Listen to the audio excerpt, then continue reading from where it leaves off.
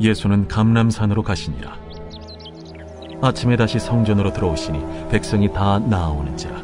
앉으사 그들을 가르치시더니 서기관들과 바리새인들이 음행 중에 잡힌 여자를 끌고 와서 가운데 세우고 예수께 말하되, 선생이여, 이 여자가 간음하다가 현장에서 잡혔나이다. 모세는 율법에 이러한 여자를 돌로 치라 명하였거니와 선생은 어떻게 말하겠나이까?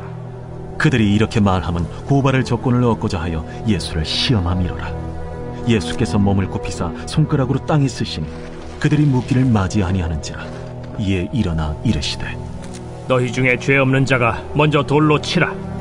다시 몸을 굽혀 손가락으로 땅에 쓰시니 그들이 이 말씀을 듣고 양심의 가책을 느껴 어른으로 시작하여 젊은이까지 하나씩 나가고 오직 예수와 그 가운데 섰는 여자만 남았더라. 예수께서 일어나사 여자 외에 아무도 없는 것을 보시고 이르시되, 여자여, 너를 고발하던 그들이 어디 있느냐? 너를 정죄한 자가 없느냐? 주여, 없나이다. 나도 너를 정죄하지 아니하노니 가서 다시는 죄를 범하지 말라. 예수께서 또 말씀하여 이르시되, 나는 세상의 빛이니 나를 따르는 자는 어둠에 다니지 아니하고 생명의 빛을 얻으리라. 바리새인들이 이르되, 네가 너를 위하여 증언하니 네 증언은 참되지 아니하로다. 내가 나를 위하여 증언하여도 내 증언이 참되니 나는 내가 어디서 오며 어디로 가는 것을 알거니와 너희는 내가 어디서 오며 어디로 가는 것을 알지 못하느니라. 너희는 육체를 따라 판단하나 나는 아무도 판단하지 아니하노라. 만일 내가 판단하여도 내 판단이 참되니 이는 내가 혼자 있는 것이 아니오 나를 보내신 이가 나와 함께 계심이라. 너희 율법에도 두 사람의 증언이 참되다 기록되었으니 내가 나를 위하여 증언하는 자가 되고 나를 보내신 아버지도 나를 위하여 증언하시느니라. 네 아버지가 어디 있느냐? 너희는 나를 알지 못하고 내 아버지도 알지 못하는도다. 나를 알았더라면 내 아버지도 알았으리라. 이 말씀은 성전에서 가르치실 때에 헌금함 앞에서 하셨으나 참는 사람이 없으니 이는 그의 때가 아직 이르지 아니하였음이로라. 다시 이르시되, 내가 가리니 너희가 나를 찾다가 너희 죄 가운데서 죽겠고 내가 가는 곳에는 너희가 오지 못하리라. 유대인들이 이르되, 그가 말하기를 내가 가는 곳에는 너희가 오지 못하리라 하니 그가 자결하려는가? 너희는 아래에서 났고 나는 위에서 났으며 너희는 이 세상에 속하였고 나는 이 세상에 속하지 아니하였느니라. 그러므로 내가 너희에게 말하기를 너희가 너희 죄 가운데서 죽으리라 하였노라. 너희가 만일 내가 그인 줄 믿지 아니하면 너희 죄 가운데 죽으리라. 내가 누구냐? 나는 처음부터 너희에게 말하여 온 자니라. 내가 너희에게 대하여 말하고 판단할 것이 많으나 나를 보내신 이가 참되심에 내가 그에게 들은 그것을 세상에 말하노라. 그들은 아버지를 가리켜 말씀하신 줄을 깨닫지 못하더라. 너희가 인자를 든 후에 내가 그인 줄을 알고 또 내가 스스로 아무것도 하지 아니하고 오직 아버지께서 가르치신 대로 이런 것을 말하는 줄도 알리라. 나를 보내신 이가 나와 함께 하시도다. 나는 항상 그가 기뻐하시는 일을 행함으로 나를 혼자 두지 아니하셨느니라. 이 말씀을 하심에 많은 사람이 믿더라. 그러므로 예수께서 자기를 믿은 유대인들에게 이르시되, 너희가 내 말에 거하면 참으로 내 제자가 되고 진리를 알지니 진리가 너희를 자유롭게 하리라. 우리가 아브라함의 자손이라 남의 종이 된 적이 없거늘 어찌하여 우리가 자유롭게 되리라 하느냐? 진실로 진실로 너희에게 이르노니 죄를 범하는 자마다 죄의 종이라. 종은 영원히 집에 거하지 못하되 아들은 영원히 거하나니 그러므로 아들이 너희를 자유롭게 하면 너희가 참으로 자유로우리라. 나도 너희가 아브라함의 자손인 줄 아노라. 그러나 내 말이 너희 안에 있을 곳이 없으므로 나를 죽이려 하는도다. 나는 내 아버지에게서 본 것을 말하고 너희는 너희 아비에게서 들은 것을 행하느니라. 우리 아버지는 아브라함이라. 너희가 아브라함의 자손이면 아브라함이 행한 일들을 할 것이거늘 지금 하나님께 들은 진리를 너희에게 말한 사람이 나를 죽이려 하는도다. 아브라함은 이렇게 하지 아니하였느니라. 너희는 너희 아비가 행한 일들을 하는도다.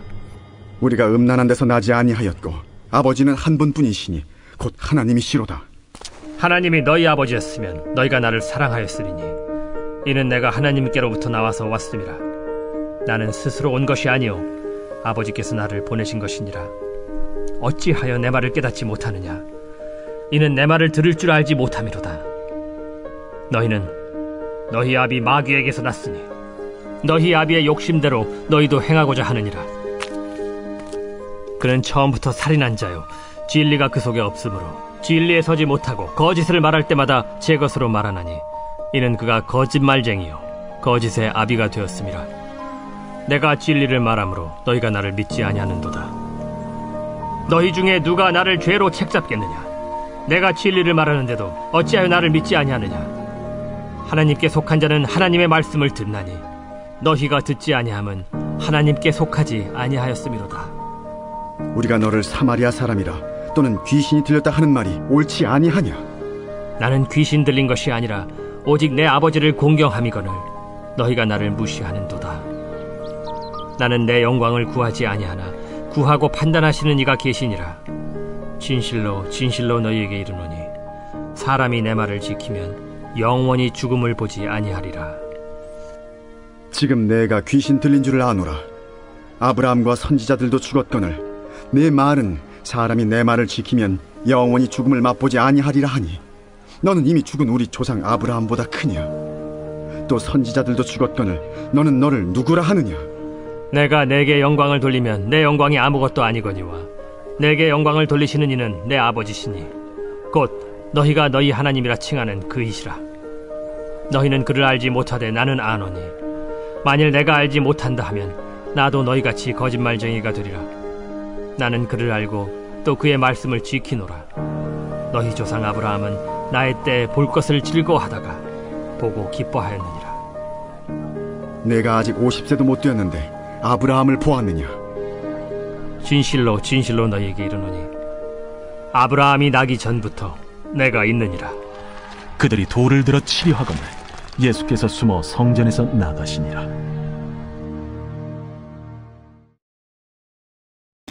할렐루야, 신동탄교회 황수철 목사입니다. 오늘 하루도 평안하셨습니까? 2020년도의 마지막 한 주간입니다. 이번 한 주간은 특별히 하나님의 은혜를 모두 기억하는, 그래서 감사드리는 그러한 한 주간이 되기를 주님의 이름으로 소망합니다. 오늘 저는 어제에 이어서 요한복음 8장으로 은혜를 함께 나누길 원합니다. 사도 요한은 요한복음을 기록한 목적을 20장 31절에 명확하게 기록했습니다. 그것은 예수님이 누구인지를 알고 그것을 우리가 믿어 영생을 얻게 하려는 것이다, 이렇게 말씀하셨습니다. 그래서 주님께서는 요한복음을 통해서 자신의 정체성을 명확하고 담대하게 그리고 적극적으로 7가지로 선언하십니다. 이른바 요한복음에만 있는 예수님의 7대 선언입니다. 오늘 읽은 8장의 내용 중에는 그 7대 선언 중에 두 번째 선언이 나옵니다. 12절을 보면 나는 세상의 빛이니, 이렇게 예수님께서 말씀하십니다. 주님께서는 나는 세상의 빛이라고 선언하셨습니다. 요한복음의 기록 목적이 예수님이 어떤 분인지를 먼저 우리가 알아야 한다고 했을 때 이 선언 또한 예수님 당신 스스로 자신이 빛인 것을 밝히고 있는 것입니다. 그래서 우리가 그것을 믿고 영생을 얻게 하려는 것입니다. 주님께서는 스스로 빛이라고 말씀하셨습니다. 여러분, 빛이란 무엇입니까? 오늘 이 시간 그 빛에 관하여 중요한 몇 가지 속성을 우리가 생각하면서 예수님의 정체성을 하나하나 알아보도록 하겠습니다. 빛은 첫 번째로 어둠을 밝히는 기능이 있습니다. 우린 밤사이 잠을 잡니다. 그리고 아침을 맞이합니다. 어떻게 우리가 아침을 맞이할 수 있습니까? 그것은 태양이 쏘는 빛이 이 땅에 임할 때, 그때 우리는 아침을 맞이할 수가 있는 것입니다. 이렇게 어둠이 사라지기 위해서는 빛이 임해야 합니다. 어둠을 물러가게 하는 것은 우리의 능력으로는 불가능합니다. 그러나 빛이 어둠 가운데 임하면 어둠은 힘을 잃고 사라질 수밖에 없습니다. 오늘 12절에 보면 빛이 임할 때 우리는 더 이상 어둠 가운데 다니지 않을 것이라고 말씀합니다. 주님은 이 세상을 어둠으로 표현하십니다. 바로 죄 때문입니다. 지금 우리는 팬데믹 시대에 살고 있습니다. 불과 약 1년 전만 하더라도 이렇게 될 줄 아무도 몰랐습니다. 아무도 준비하지 않았다는 것입니다. 이것이 우리의 현실이고 우리의 세상입니다. 우린 여전히 한 치 앞도 모르는 어둠 속에서 살아간다는 것입니다.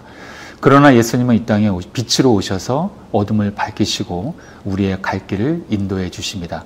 죽음의 길이 아닌 생명의 길로 인도하십니다. 그러므로 고난에 따라 할지라도 빛 대신 주님을 믿고 따라간다면 우리는 푸른 초장의 넓은 들판을 만날 것입니다. 어둠 속에서는 오직 빛이 우리의 길이요, 진리요, 생명이기 때문입니다. 빛의 두 번째 기능이 있습니다. 그것은 소멸시키는 기능입니다. 빛은 항상 온도, 즉 열을 동반합니다. 그래서 그 열을 통해 물질을 태우고 소멸시키는 기능이 있습니다. 주님은 빛으로 오셔서 우리의 죄를 소멸시키셨습니다.